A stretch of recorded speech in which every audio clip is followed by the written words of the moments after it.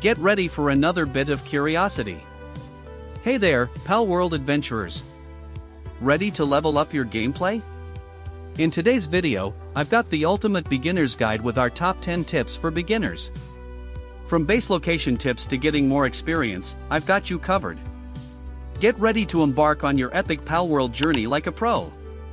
Don't miss out, hit that like and subscribe button and stay until the end of the video to get all the knowledge and not waste time in your gameplay.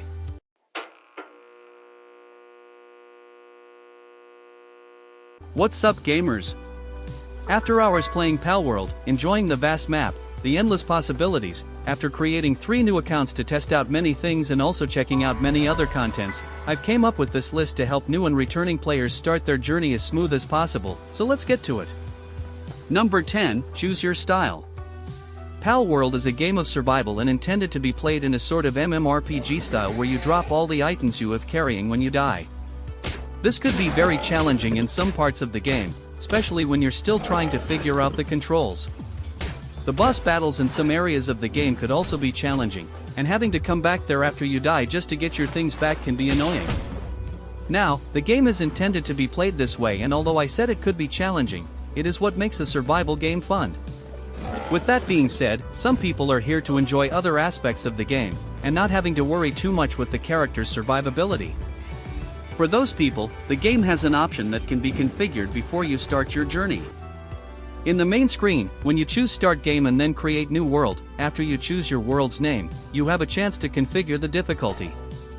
The default setting is normal, but you can change to casual, and as it says, pals are easier to catch and to gain levels, battles are easier in the third option, there are no penalties when dying, which means you won't drop your items. Number 9, get to know the game. When you enter the management menu by pressing the pause button, and I say that because there's no real pause menu, since everything keeps happening around you, you can press RB or LB and go to options, and there you can check your survival guide. This guide has all the basic information for you to get used to the game, every control and concept. I know it's kind of annoying to go through all the reading, but you can do it by parts as you progress through the game. Believe me, it's going to help you a lot. Number 8, put your base close to resources. Very early on the game you have access to the PAL box, and it's going to be the center of your base, where you can put all your structures and where you're going to put your pals to work for and with you. So, early on you are going to need to farm for wood, stone, and food. This place right here, close to your starting statue, has access to all this. It has a lot of trees around, a lot of berries and those big rocks to farm for stone. The very basic resources of the game. When you advance through the game you'll need other type of resources, especially ore, and you're going to build more bases, so always keep that in mind when positioning your PAL base. Also, see this blue line here? It's the limit of your base, and the pals that you assign don't go past that line. So be careful not to build it close to cliffs or water so it won't be ineffective. Number 7, avoid the night. The night is more dangerous. The visibility isn't good, the pals are usually stronger, and it gets very cold.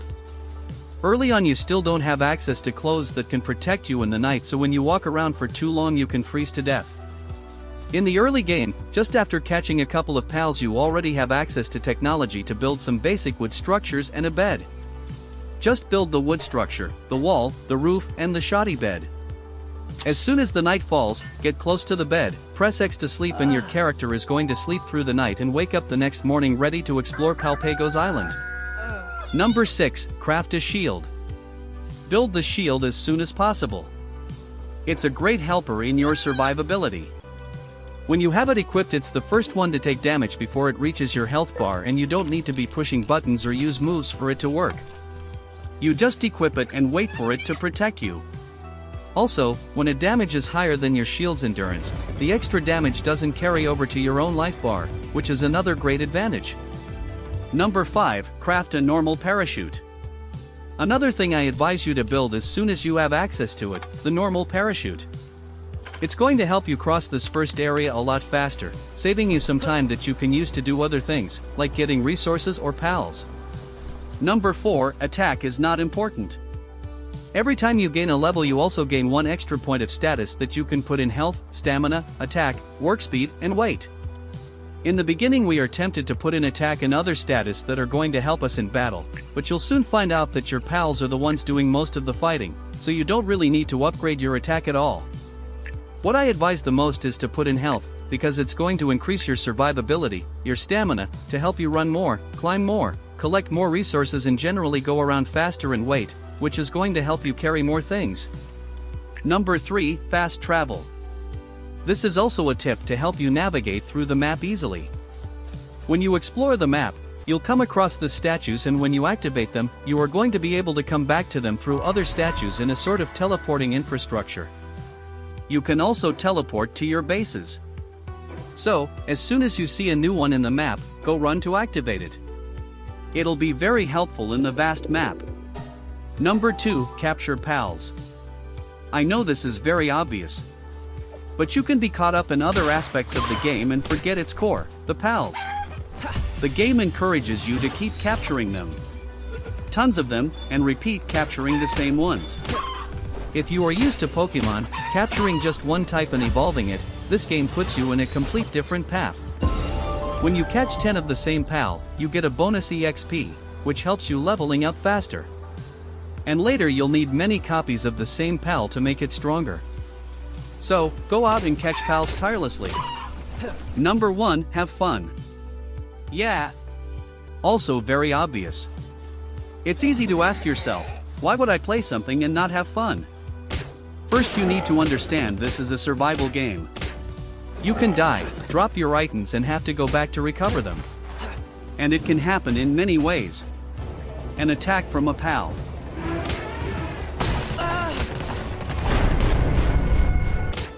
A shot from a human.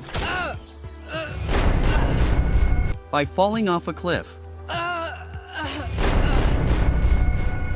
You can drown. And you can also freeze, just to say some examples. Although it's not a real difficult game, if you aren't ready for these challenges then this game isn't for you. Palworld got worldwide known for being Pokemon with guns, but someone once wrote it's more like Ark with cuter, collectible monsters. So, if you are curious like me, and wanted to try the game because of its hype and ended up enjoying, that's great. But if you aren't enjoying, don't just play it because everyone else is or because someone challenged you to do it or any other reason other than have fun, right? Let's never forget the reason why we start playing any game and why we keep playing them. If you don't enjoy this game, just skip it, choose your next one and go have fun. That is all I have to say for today, folks. I hope you've enjoyed it and I hope I've helped you in your starting journey through this wonderful game. Check my video ranking the top 7 games like Palworld if you are looking for similar adventures. And don't forget to like, subscribe and let me know in the comments what other content you are looking for in Palworld and any other game. Thanks for watching. Until next video. Keep gaming and capturing.